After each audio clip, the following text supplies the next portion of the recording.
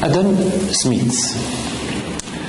C'est en Angleterre, première grande puissance à l'époque, avec Adam Smith, Thomas Malthus, David Ricardo, puis en France avec Jean-Baptiste Say, que naît la pensée libérale classique.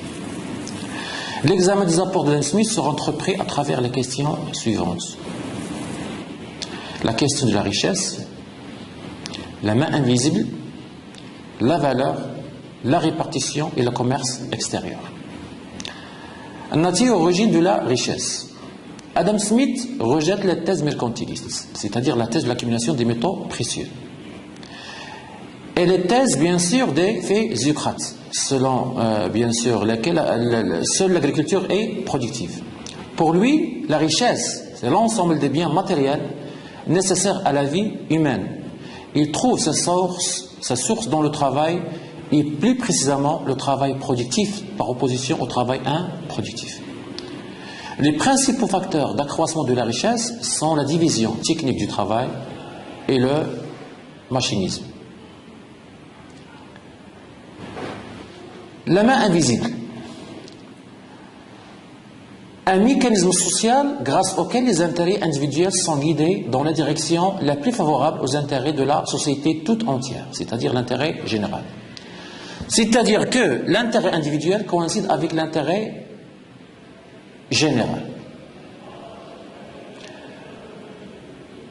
L'autre question qui intéresse Smith, ça reste la question de la valeur et des prix des marchandises.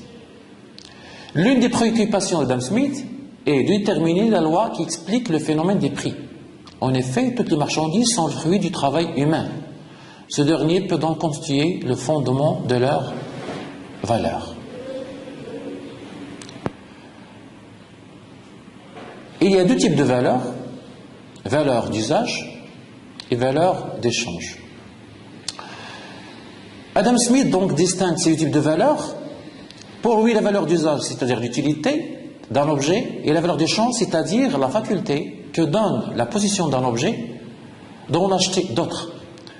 Par conséquent, la valeur d'une marchandise est égale, toujours selon Smith bien sûr, à la quantité de travail que cette marchandise permet d'acheter ou de commander. C'est ce qu'on appelle la théorie du travail commandé. Il y a également deux prix, le prix naturel et le prix du marché. Le prix naturel correspond au coût de production. C'est un prix déterminé par les conditions de l'offre. Alors que le prix du marché, c'est un prix de court terme. Il correspond au prix courant tel qu'il est établi par la loi de l'offre et de la demande. Trois composantes constituent le prix. La première, c'est la rente. La deuxième, c'est le salaire. La troisième est le profit. Le paradoxe de la valeur. Smith donne l'exemple de l'eau et du diamant. Et je cite, « Rien n'est plus utile que l'eau, mais on ne peut presque rien acheter avec. Au contraire, un diamant n'a presque pas de valeur d'usage, mais on peut obtenir en échange une très grande quantité de biens. » Donc, il y a une certaine contradiction entre la valeur de l'eau et la valeur du diamant. C'est ce que, bien sûr, Smith appelle bien sûr paradoxe de la valeur. L'autre question qui intéressait également Smith, c'est la question de la répartition. Trois facteurs de production, il existe trois facteurs de production, à savoir le travail, le capital et la terre. Selon Smith, à long terme, le salaire correspond au minimum vital. C'est ce qu'on appelle le salaire de subsistance. Le profit est conçu comme une rémunération, comme la rémunération du capital. C'est un prélèvement sur le produit du travail, alors que la rente, c'est le prix payé pour l'usage de la terre. Donc, trois facteurs de production, trois revenus et trois classes sociales. Le dernier point important chez Smith, c'est bien sûr les échanges extérieurs ou le commerce extérieur. Parmi les avantages du commerce extérieur, on trouve donc il permet de satisfaire les besoins de la demande intérieure. C'est également un facteur de croissance et de développement à partir du moment où les échanges se font conformément aux avantages absolus. C'est-à-dire, les échanges se font selon la loi de l'avantage absolu. C'est quoi cette loi de l'avantage absolu de Adam Smith? Selon Smith, chaque nation a intérêt à se spécialiser dans la production et l'exportation des biens pour lesquels il dispose d'un avantage absolu. C'est-à-dire que les coûts de production au niveau national sont inférieurs aux coûts de production dans le reste du monde. Donc, on peut voir ça clairement à travers le tableau.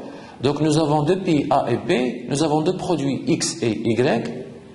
Donc, les coûts sont mesurés en heures de travail. Donc, on voit clairement que la marchandise A, il coûte 10 heures dans le pays A. La marchandise X, il coûte 10 heures dans le pays A et 6 heures dans le pays B. Donc, le pays B, il a un avantage absolu. Il coûte moins cher dans le pays B. Y, c'est le contraire. Il est plus cher dans le pays B que dans le pays A.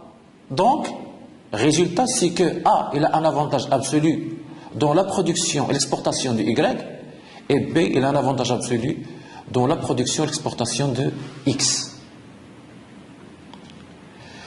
Quelles sont les limites de la théorie des avantages absolus? Rapidement, il y a deux limites.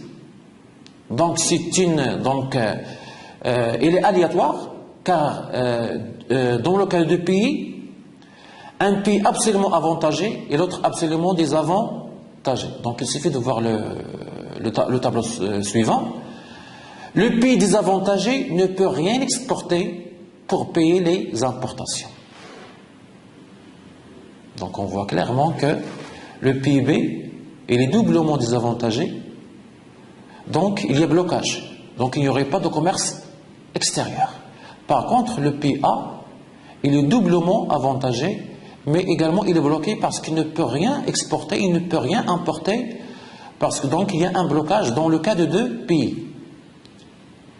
La solution, bien sûr, c'est quoi la solution? La solution, on la trouve bien sûr dans les écrits ou dans les explications données qui vont être données par David Ricardo, le deuxième grand économiste de l'école classique. Sa principale œuvre, c'est bien sûr des principes de l'économie politique et de l'impôt, publié en 1817. Trois questions l'ont préoccupé: la théorie de la valeur, la théorie de la répartition et de la rente différentielle, et surtout la théorie du commerce international, et plus particulièrement la loi des avantages comparatifs. Commençons par la théorie de la valeur. Il s'agit plus exactement de la théorie de la valeur travail. C'est-à-dire que pour Ricardo, c'est le travail qui mesure la valeur. Une marchandise a deux valeurs, une valeur d'usage et une valeur d'échange. Ou un bien d'une manière générale a deux valeurs, une valeur d'usage et une valeur d'échange. Un bien doit avoir une valeur d'usage, c'est-à-dire une utilité, pour posséder une valeur d'échange. Donc l'utilité, c'est une condition nécessaire pour qu'un produit puisse avoir une valeur d'échange. Il y a également deux types de biens, biens reproductibles et biens non reproductibles. Ricardo introduit une distinction entre les biens reproductibles, c'est ce qu'on appelle en économie la marchandise ou les marchandises, dont la valeur dépend du travail, et les biens non reproductibles, dont la valeur dépend de la rareté. La valeur dépend du travail. C'est uniquement dans le cas de la marchandise. Pour Ricardo, toutes les marchandises sont le produit du travail. Toutes les marchandises sont le produit du travail. Ils n'auraient aucune valeur sans le travail dépensé à les produire. La valeur d'échange d'une marchandise est déterminée donc par la quantité de travail nécessaire à sa production, ou en d'autres termes, la valeur d'une marchandise est déterminée par la quantité de travail incorporée dans la production de cette même marchandise. En d'autres termes, ou plus précisément, la valeur d'échange d'une marchandise est mesurée par la quantité de travail direct et indirectes nécessaires à sa production. Deuxième thème qui a préoccupé David Ricardo, bien sûr, c'est le thème de la répartition des revenus. David Ricardo reprend la distinction faite par Adam Smith entre, bien sûr, trois catégories de revenus. Le salaire, prix du travail, la rente, prix payé par les fermiers aux propriétaires, et le profit, le revenu des capitalistes. Le salaire dépend des prix de subsistance et des objets nécessaires à l'entretien de la classe ouvrière, c'est-à-dire de l'ouvrier et de sa famille. La rente est le prix payé par les paysans, par les fermiers, aux propriétaires fonciers, en contrepartie de l'utilisation de la terre. Mais ce qui est important chez Ricardo, à la différence de Smith, c'est la notion de rente différentielle. C'est une rente spécifique. L'existence de la rente différentielle tient aux différences dans les qualités des terres. C'est ce que Ricardo appelle la théorie de la rente différentielle. Nous allons voir ça, bien sûr. Donc il est possible de l'expliquer à travers le tableau suivant. Mais d'abord, le profit est considéré comme un résidu, c'est-à-dire le revenu capitaliste. C'est ce qui reste après le paiement des salaires et de la rente. Donc on voit ça clairement à travers le tableau. Donc un tableau qui résume la rente différentielle chez Ricardo, avec trois catégories de terres, la terre 1, la terre 2 et la terre 3, de qualités différentes, de fertilité différentes, avec donc des rendements différents, 40 pour la première terre, 30 pour la deuxième, 20 pour la troisième, parce que la première terre est plus fertile que la deuxième, et la deuxième plus fertile que la troisième. La troisième terre, dans ce cas-là, est appelée terre marginale. C'est la terre marginale. Puis, la troisième colonne, les terres exploitées. Dans un premier temps, on n'exploite que la première terre, donc on a mis 8, non pour la deuxième, non pour la troisième. Donc dans ce cas-là, il n'y a pas de rente différentielle. La rente est égale à 0. L'autre colonne, la sixième colonne, non, je crois la cinquième colonne, la terre exploitée. Dans ce cas-là, deux terres, la première et la deuxième. La troisième n'est pas exploitée. Donc 8 pour la première terre, 8 pour la deuxième, non pour la troisième. Qu'est-ce qu'on constate? L'apparition de la rente différentielle pour la première terre, parce qu'en même temps on utilisait une deuxième terre. D'accord? Donc la première terre, elle va profiter bien sûr d'une rente différentielle. Puis après, on a exploité les trois terres. 8 pour la première, 8 pour la deuxième et 8 pour la troisième. Pour la première terre, la rente différentielle est égale à 20. Pour la deuxième, la rente différentielle est égale à 0. Et pour le troisième, la rente différentielle est égale à... Donc je répète, la première terre, la rente différentielle est égale à 20. La deuxième terre, la rente différentielle est égale à 10. Et pour la troisième, égale à 0. Donc toujours, pour la terre marginale, pour la dernière terre utilisée, la rente différentielle est toujours égale à 0. Donc on peut également voir clairement cette théorie de la rente différentielle qui met au set bien sûr expliqué par Ricardo dans le cas ce que Ricardo appelle la marche vers l'état stationnaire. Donc l'accumulation du capital, bien sûr plus la croissance démographique, incite donc les producteurs à mettre en culture des terres de moins en moins fertiles. Donc deux lois interviennent. La première loi, c'est la loi de population de Malthus, à cause de la croissance démographique. Et la deuxième loi, c'est la loi des rendements décroissants, puisqu'on a mis en culture des terres de moins en moins fertiles. Quelles sont les conséquences? La hausse des prix, des subsistances, c'est-à-dire du blé. Donc la hausse des salaires et la hausse des rentes, surtout les rentes différentielles. Puisque le profit, c'est un résidu, la conséquence serait la baisse des profits et le ralentissement de l'accumulation et l'avènement de l'état stationnaire. C'est ce qu'on appelle, bien sûr, la croissance zéro. Pour David Ricardo, la dynamique de la croissance dépend, bien sûr, du taux de profit.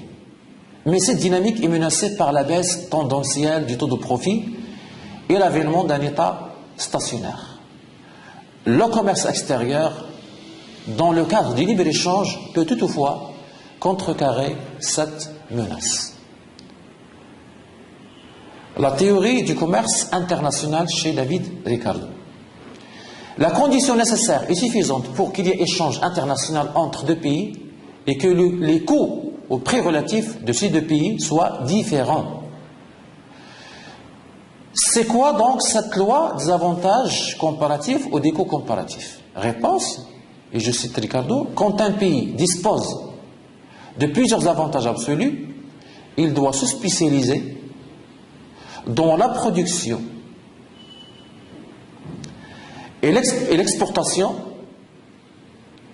des produits là où son avantage est comparativement le plus grand. Et quand un pays ne dispose d'aucun avantage absolu, il doit se spécialiser dans la production et l'exportation des produits là où son désavantage est comparativement le plus petit. L'explication, donc, on va expliquer à travers le tableau suivant. Donc, d'après le tableau, le pays A, il a intérêt à se spécialiser dans la production et l'exportation de X. J'ai mis un X. C'est là où il y a l'avantage comparativement le plus grand. Et le pays B, il a intérêt à se spécialiser dans la production et l'exportation du Y. C'est là où le désavantage comparativement est le plus petit.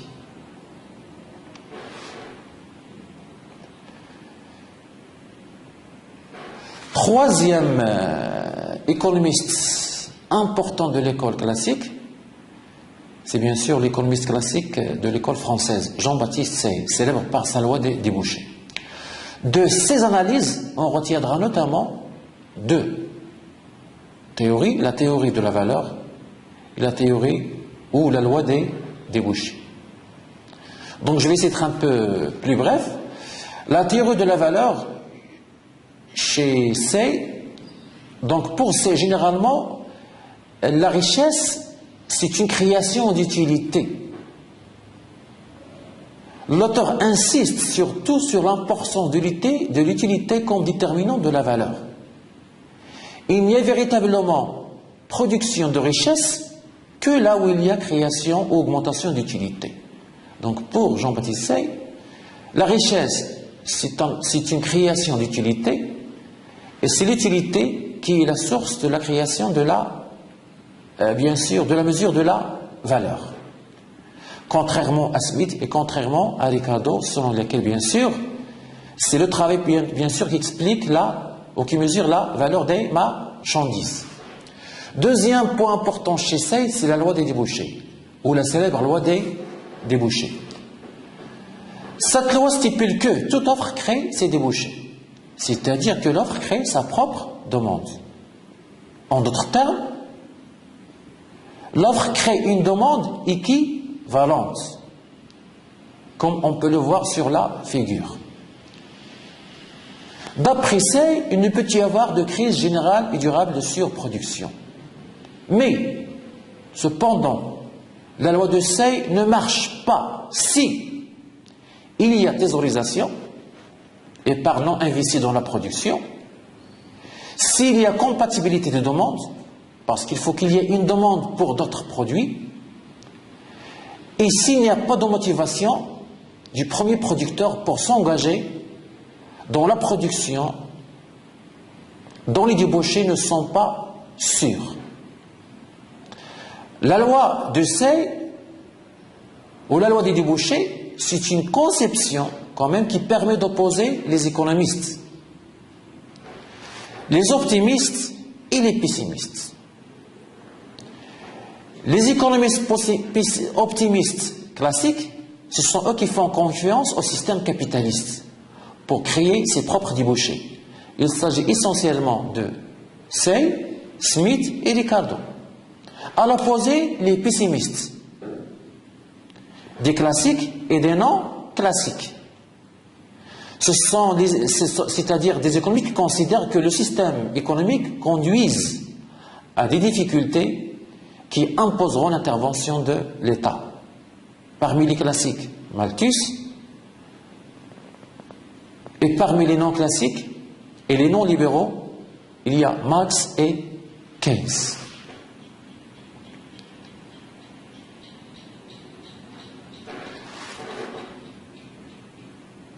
On passe maintenant pour voir, pour examiner rapidement l'apport de Robert, un grand économiste classique également, Thomas Robert Malthus.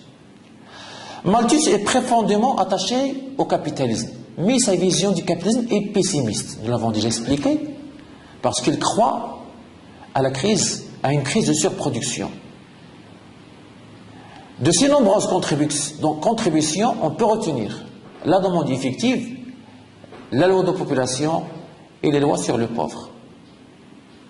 À propos de la demande effective, Malthus s'oppose à la loi des débouchés de Jean-Baptiste Say. Il considère qu'une épargne excessive constitue un danger pour l'économie et une cause directe d'une crise de surproduction, due bien sûr à une insuffisance des débouchés ou de la demande. Concernant la loi de population, d'après Malthus, la population s'accroît selon une progression géométrique, alors que les subsistances ne s'accroissent que selon une progression arithmétique. En d'autres termes, l'espèce humaine s'accroîtrait comme la progression 1, 2, 4, 8, 16, etc. Et les subsistances comme une progression 1, 2, 3, 4, 5, 6, 7, 8, etc. Par conséquent, d'après Malthus, en 225 ans, le rapport de la population au moyen de subsistance serait de 512 à 10. Et en 3 siècles, le rapport il devient de 4096 à 13. Donc ce qui montre donc à long terme, il va y avoir un écart important entre la croissance de la population et la croissance des subsistances. Selon Smith, le capitalisme n'est pas responsable de la pauvreté qui accompagne l'industrialisation. Il la considère comme un phénomène naturel qui découle de l'excès de population. Donc ce n'est pas le système qui est responsable, c'est plutôt un phénomène naturel. Par conséquent, l'aide aux pauvres leur permet d'avoir plus d'enfants, voire les incite, et conduit par conséquent à aggraver leur situation. Généralement, Malthus oppose la capacité de reproduction biologique des populations aux obstacles qui limitent cette capacité. Parmi ces obstacles, on trouve bien sûr les obstacles préventifs, ce qu'on appelle la contrainte morale, tels que les entraves au mariage précoce, le célibat définitif, et les obstacles destructifs, comme les guerres, la misère ou la mortalité infantile. Malthus parle également, comme obstacle, de la limitation de l'offre de moyens de subsistance associée à la théorie ou à la loi des rendements décroissants en agriculture.